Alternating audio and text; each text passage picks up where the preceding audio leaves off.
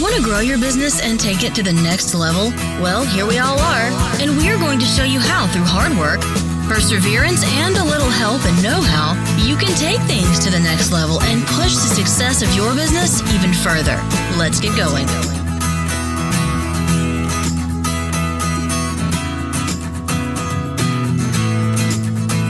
Hey guys, welcome to the Life Upgrade Podcast, and this is your host, Fulfillment Obi. Today I want to talk about something off the books that could be beneficial to your financial life: remote work, aka working from home. If you've heard this before, you may probably be thinking it's only meant for people who only want menial jobs and are not really serious about their professional life, but that's just a misconception. You can work remotely and earn millions of dollars if you know what you are doing. In fact, it is the perfect opportunity for those who want to do great things with their lives, as it gives you more time and flexibility to manage your daily activities and reduce the pressure of workplace activities. For managers and employers, having people work from home can change your company or business forever and help you save cost on so many levels. And we're going to be talking about this in details. So let's dive deep into the episode.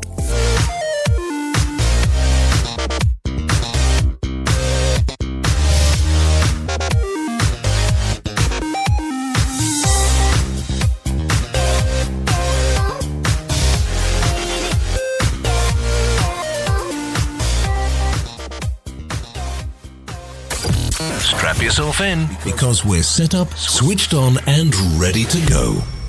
Remote work has become a transformative trend in the contemporary workforce landscape. A myriad of statistics highlights its growing significance. According to a survey conducted by Global Workplace Analytics, remote work has seen a staggering of 159% increase in the United States alone from 2005 to 2017. This surge is attributed to various factors, including advancement in technology, changing attitude towards work, and the pursuit of a better work-life balance. Productivity has been a focal point in the remote work discussion. A 2-year study by Prodoscore analyzed data from more than 13,000 users and found that remote workers witnessed a 47% increase in productivity. This counters the common misconception that working from home might lead to a decline in output. In fact, companies embracing remote work often experience not only increase in productivity but also cost saving related to office space and operational expenses. Employee satisfaction is another critical aspect. PUFA's State of Remote Work report reveals that 97% of respondents would recommend remote work to others. The flexibility offered by remote arrangement is a key contribution to this positive sentiment, enabling employees to tailor their work environment to suit their preference. Let's talk more about the benefit of remote work. Take advantage of flexible working hours. Before the internet, new parents didn't have much of a choice when it comes to being with their babies during the day or holding a full-time job. Now, parents can spend more time with their children while doing their jobs from home. No trade-off necessary. For those without kids, the freedom of flexible working hours means that you can sleep in if you are not a morning person or work into the night if that's your preference. Just make sure to draw a clear line between work and your personal life. You can work from anywhere. The beauty of a remote working setup is that you can literally work from anywhere: your couch, a coffee shop, poolside, or from another part of the world, as long as it has internet connection. There's no dress code since you can work from anywhere. What you wear doesn't necessarily matter unless you have an important client meeting, and even then, as long as your top half look professional, you're good to go. So yes, one of the perks of working remotely is that pants are optional and pajamas are encouraged. You will inevitably learn new skills. If you are a remote worker who work for themselves as part of your transition, you will have to pick up new skills that aren't necessarily part of your core expertise, such as bookkeeping, project management, and even a little legalese. If you are working for a company that lets you work remotely, you will be also learning new method of communication and project management skills to bridge the physical gap between you and other team members. You can save money and the earth. For many in today's workforce, the prospect of a daily multi-hour commute is enough to make you count down to Friday as soon as Monday rolls around. Time spent in your car or public transport can be made productive, but it can't make up for the time taken away from your family. Who wouldn't want to get that time? Not to mention all the money spent on gas, train ticket, and so on. Now we're going to talk about the drawbacks of working remotely.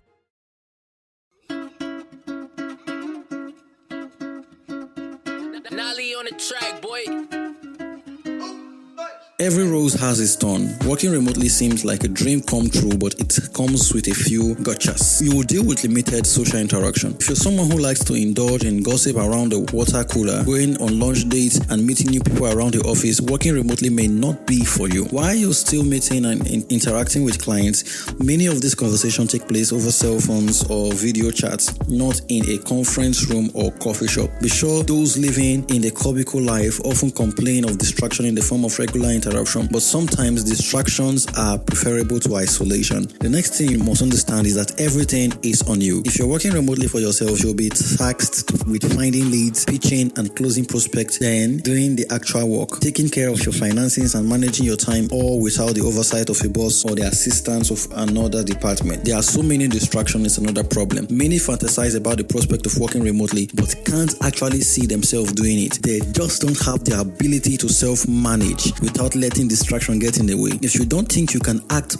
as your own boss, remote work may be a recipe for disaster when it comes to growing your career. You'll probably run into some communication problem. If you're working with a remote team, it may be made up of different members from different countries operating in different time zones. Getting everyone together and on the same page may be hard. And to that, understanding different cultural contexts, you may act in a way that could be offensive to others from different cultures, as well as communication problems centering around the words and meaning that may be misconstructed. Now we're going to talk about productivity tips for working remotely and having a best remote work experience. The following tips will help you to find this balance and with designing your ideal productive situation. Number 1, have a dedicated workspace and working hours. Flexible working conditions may mean excuses and distraction when it comes to actually getting work done. So it is important to establish some semblance of a routine as soon as possible. Without this, you'll constantly be tempted to do other things, and before you know it, your whole day will be gone. Number 2, you don't necessarily need a home office to be successful when it comes to working remotely. An area or room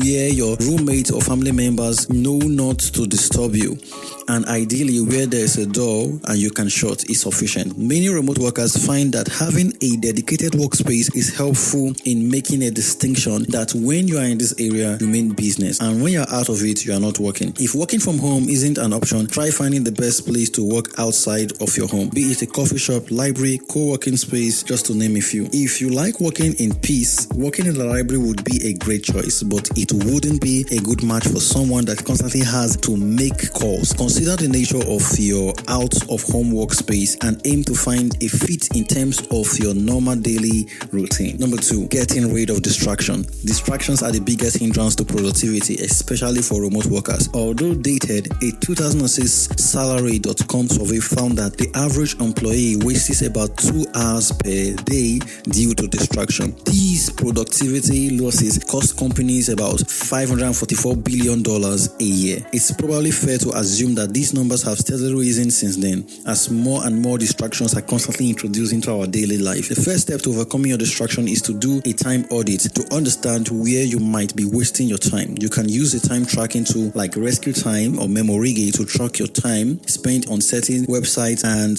other categories. After you've identified how you spend your time, you can proactively take it back by scheduling tasks that you must complete on a daily basis in time blocks, like checking emails. Speaking of emails, according to Miskin Global Institute, people spend 13 hours on email each week on average, which equates to 28% of their entire work week. When you are scheduling time blocks, be realistic about how much time you allot to different tasks. Aim to overestimate your involvement in various tasks and projects and make room for delay and unexpected occurrences. If you finish in less time than scheduled, then you can have extra time to do chores, errands, or rest. Number 3, hire the right people. When you start out working for yourself in a remote environment, you will likely try to do everything on your own. But when you are diligent in getting clients and these happy clients recommend your service to others, you will inevitably become swamped and will need help staying above waters. Thanks to the hyper-connected world we live in, it can be easy to find fellow virtual workers to help your cause at any price point. If you are trying to keep costs low, you might consider virtual workers from countries with lower cost of living, and the trade-off is that you may have to deal with cultural and communication barriers as well as different time zones. When you deal with the people accepting the low rates, understand that sometimes the quality of work is also sacrificed. While there are many virtual assistants horror stories, there are also people that are happy with their remote team. No matter how you find connectors, hiring the right people for your team is crucial. The wrong people can do more harm than doing everything discipline yourself, because when you hire employees, you will be managing them in addition to your own workload. This can be tricky, especially for people that are control freaks and who aren't so good at dealing with other people. Togo recommend hiring employees who meet these three criteria. 1. They have a history of self-management. Good self-management can motivate themselves and work with minimal supervision. They have a good support system. Working remotely can be lonely. Aim to hire teammates who have proven that they are up to the task and who have support at home. 3. They have good writing skills. Since much of the communication made between remote team members is text-based, you want to work with people who can articulate themselves properly. Now let's talk about task management system to consider when you're working remotely.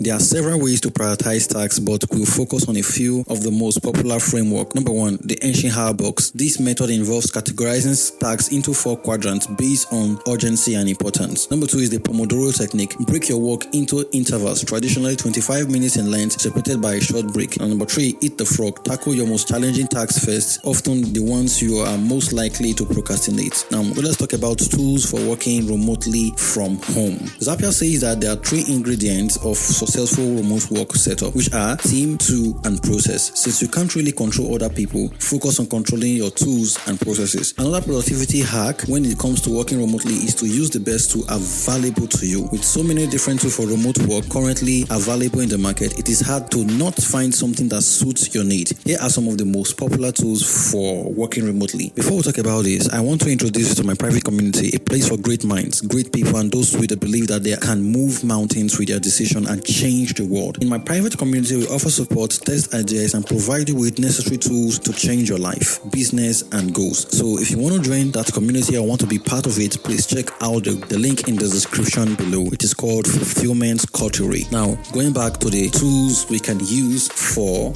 remote work, accounting and invoicing, we have QuickBook. QuickBook connects you with your bank account so you can easily keep track of your business expenses. You can also use QuickBook to send invoice and pay employees using payroll feature. Many of those working remotely for companies overseas are seen as independent contractors. In this situation, it can be wise to hire a CPA, that's certified public accountant, or work solely with workers in this situation. Letting them handle payroll and all relevant tax paperwork can help reduce your stress come tax time. Number 2 is cloud storage, and here we have Google Drive. With almost everyone having access to free Google accounts, it makes the most sense to use this cloud solution to store your files and access them whenever you go. Google Drive comes with 15 gig of free storage with the option to purchase more if needed. The Google Office Suite, Google Workspace, which includes a word processor, spreadsheet, and presentation marker of software tools. They allow you to share files and collaborate with each other in real time. Number 3 is communication, and we have Skype and Slack. Costs can quickly add up when you need to make frequent local and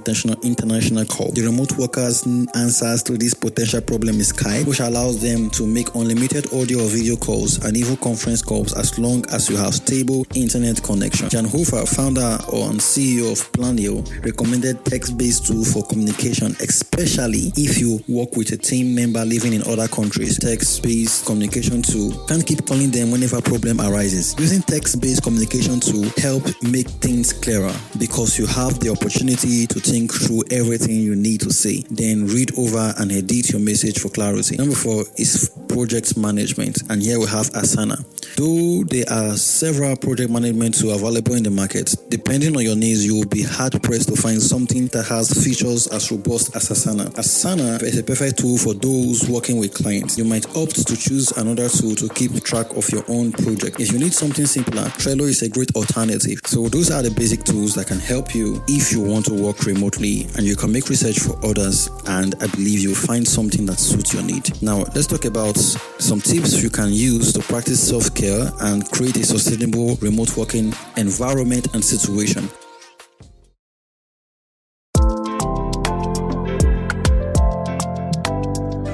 Number 1, remember your why. Remember the reason you started working from home. Was it to spend more time with your family? To have more time to go on vacations? Evaluate whether or not you are on track with this goal. If not, you may need to rethink your work habit or hire help to reduce your workload. Number 2, take frequent breaks. Many think that breaks are counterproductive when you could otherwise be doing a lot of things with that time. But taking breaks has been proven to increase productivity by preventing decision fatigue, increasing creativity, and improving learning. If you are still concerned about wasted time, why not take a productive massive break to do chores like load a batch of laundry, do the dishes or vacuum. Getting up from time to time to move is also important for your health. Number 4, eat properly and exercise. When you're beyond busy with work, it can be tempting to take the easy road and order takeout. But one of the advantages of working from home is that you have the opportunity to prepare healthier food, and owning your time means that you can carve out time off your schedule for a workout. You need to care for yourself because you are all you got, and because reactive healthcare is expensive. Investing in the stand-up desk or an exercise ball is another great way to break up the monotony of sitting all day. Number 5, wind down at the end of the day. Just because you don't have fixed working hours or something telling you to go home at the end of the day does not mean you should just continue working until your body gives out. Set healthy boundaries. Work will always be there when you wake up in the morning, and remember your work won't love you back, so use this time to connect with your loved ones. Number 6, professional development. Aside from keeping your body in the prime, you also have to feed your mind. Invest in further learning, attend classes, even online classes and conferences. It's never too late to learn something new. Number 7, reward yourself. You work hard, so you deserve to treat yourself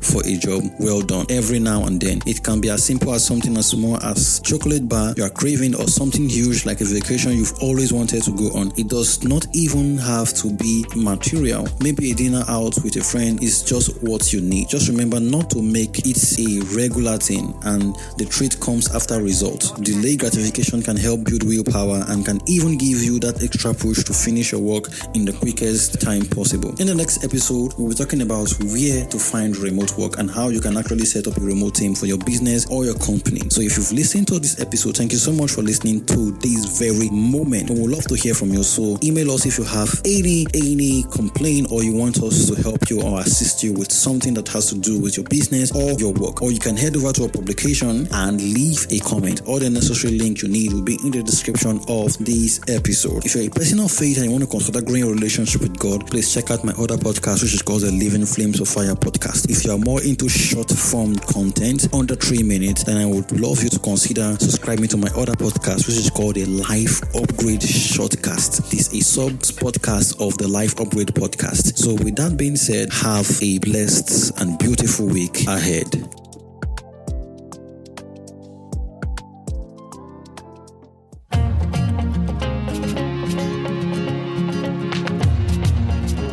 Loved what you've heard on this week's episode? Well, the answer is simple. It would mean the world to us if you could head over to iTunes and leave us a 5-star review and feedback. Spreading the word really is the best way to grow our podcast and achieve even greater things. Thank you.